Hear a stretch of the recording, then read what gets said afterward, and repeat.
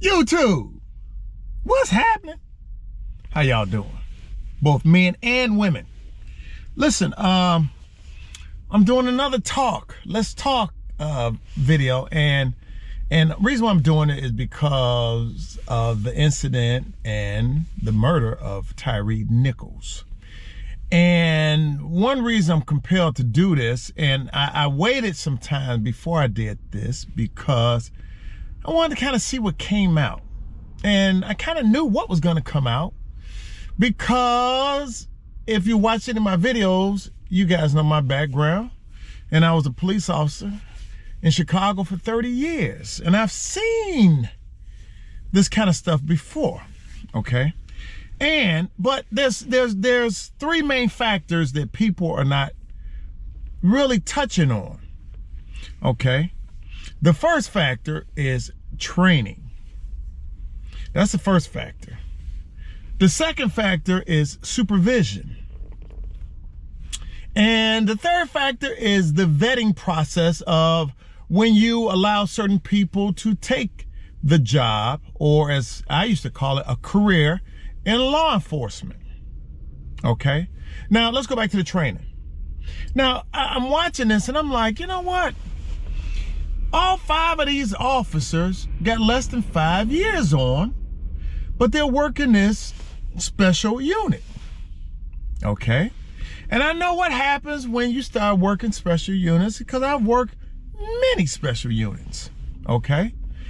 And this is not about me, so I'm not going to go in my background and what I did and how I did it. Now, if you want to know that in a future video, put it in the comments. And also, too, you can subscribe, like, okay, and comment, okay? So they put him in this unit, and I'm looking at the videos, and, you know, they're all driving around in Memphis in these Dodge Chargers, unmarked, kind of looking like some of the feds used to ride around in the city of Chicago. And this unit was called a Scorpion Unit. And I'm sure you may have heard of it, but the acronym for this was Street Crimes Operations to Restore Peace in Our Neighborhood. Okay?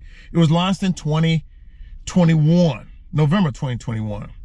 Its focus was homicides, robberies, assaults, and other felonies. So, felony arrests, not minor stuff like, you know, shoplifting and, I don't know, jaywalking or whatever, okay? So basically, they're out here trying to get the big, what we call a big fish. But the problem is, let's go to training. And it's going to come out more, trust me, I know. If you look back at their training record when they were in the academy, and I don't know the duration of how long they're supposed to go in academy, okay? In Chicago, when I came on, it was a year. And now I believe it's 18 months. And during that time in Chicago, you are in a at-will status, meaning you could be fired anytime. Or I'm sorry, at-will employee. Okay, you could be fired anytime. Okay, anytime for anything. You have no union backing, none of that stuff. Okay, but I guarantee you, these 5 officers had issues, and whoever their training officer was, whether while they were in the academy or on a probationary period on the street, probably wrote bad paper on them, okay? But what happens? A lot of these departments, including Chicago, especially now, they need what they call bodies. So basically, when I say that, basically what they have done, they have lowered their standards of who should be on the job. They lowered their standards. And anytime you start doing that, you're going to have issues. And anytime you start lowering your standards and saying, hey, you know what? This person has this issue, whatever. Hey, get them on through. We need bodies on the street. And a lot of reasons now why you need bodies on the street, because a lot of people, they don't want the job. Okay? So we need bodies. And that's a whole nother video why they don't want the job.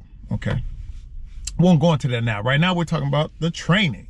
Okay, we're talking about supervision, and we're talking about the weeding out process. Okay, so I'm looking at all 5 of these officers, and I'm looking at the video. Okay, and they were wrong. Okay, not only were they training, there was no like tactics, but there was 1 and 2 officers in particular that I had issues with. okay? And I'm not trying to dog the police. Please, by no means am I trying to do that. Because like I said, I was the police for 30 years, okay? And I took pride in what I did. And I still take pride in it. I don't care what anybody say, how they feel. Oh, you should be ashamed of it. No, I'm proud of what I did, okay?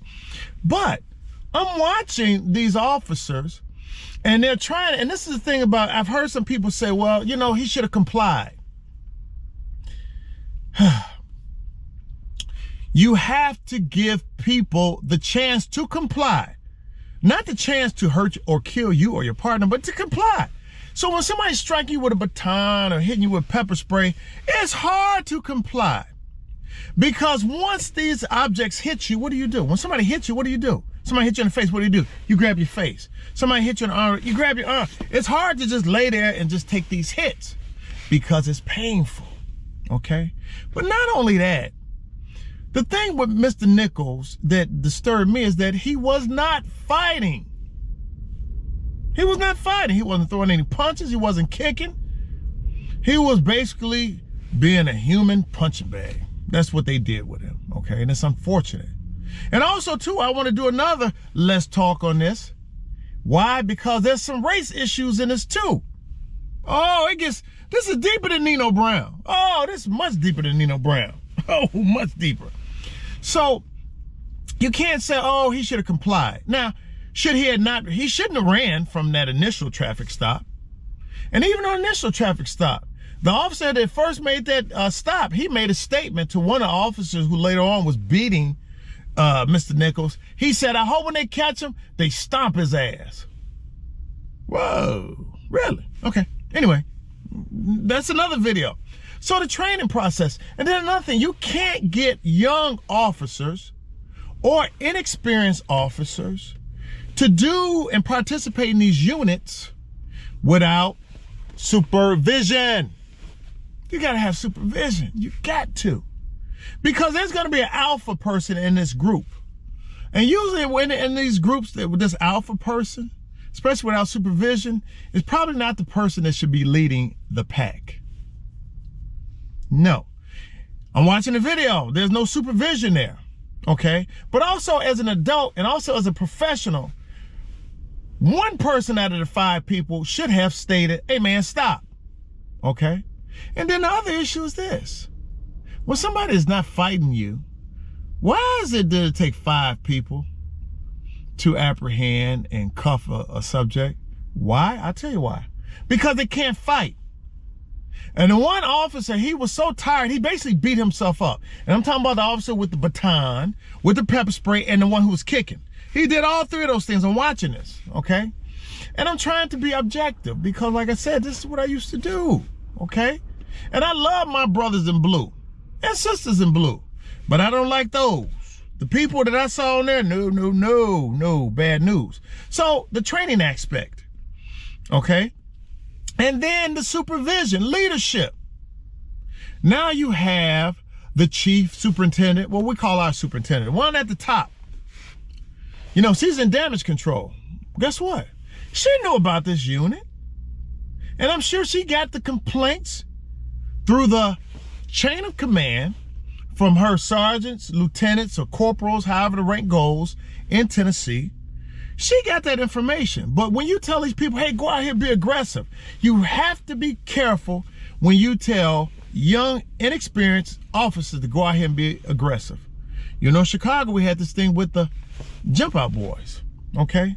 And I participated in a unit many years ago, and you had to have common sense. And I know common sense ain't common, but these guys, man, they're wrong.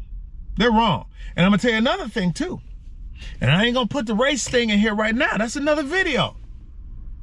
But I tell you one thing with these officers, with all 5 black officers, they're gonna give them the full extent of this law. You're gonna see the highest amount of years given to the police. Mark my words. That's for another video, and I'll tell you why. Okay, but supervision. There's no supervisors, okay? There's no supervisors out here on the radio saying, hey, do you have them in custody? Hey, what's going on? Hey, something. Even though they wouldn't be on the radio talking about, hey, all right. there's nothing. So what do you expect? What do you expect? Okay, so the vetting process. On this vetting process, there's people who come on this job that you know once they enter the academy, you be like, man, they probably shouldn't be on this job. And I know when I came on this job, but there's a lot of things that stops this. I'm gonna give you some examples. Some people, they shouldn't be on the job, but they stayed on the job because maybe their parents, relatives were on the police department or big bosses on the police department.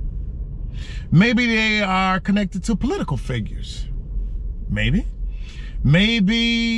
I don't know, who knows?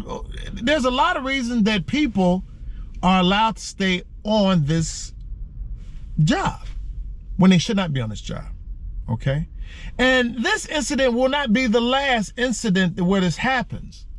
It will continue until they change these 3 factors that I'm telling you people in YouTube land, YouTube TV, all right, watching my channel, until they change these things. It's gonna occur again. I don't care if it's a black officer or a white officer, okay? But these officers will be handled differently because of race. I'm gonna leave that one alone too. So anyway, that's pretty much what I gotta say at this point in time on Let's Talk. I think this is what, Let's Talk number 3, 4, I don't know. By the time I do the thumbnail, you'll see which one it is. But I had to put a video out on this because nobody's talking about this. And not only am I gonna talk about the racial issue, the other issue I'm gonna talk about the media. Oh, the media. Oh, they love this. Ooh, listen, before this video came out, it was almost like a movie that was being held as a great movie. Get your popcorn ready. And this is all about money for them, because the more people watching, hey, it's advertisement. You're watching the news, hey, you know, it's sad. We live in a sad world. And understand this. The good Lord is not the author of confusion. So if you are confused watching these videos, seeing what's going on in this world, guess what? It's not of that of God. So who is it of? You know who. I don't even want to mention his name, but you know who it is. So I'm not going to get religious. Try not to get political. And also, I am getting back to my guns, cars, and bikes. What I'm doing now in the process, I'm changing over my editing software, and there's a learning curve. If anybody edit these videos, there's a learning curve.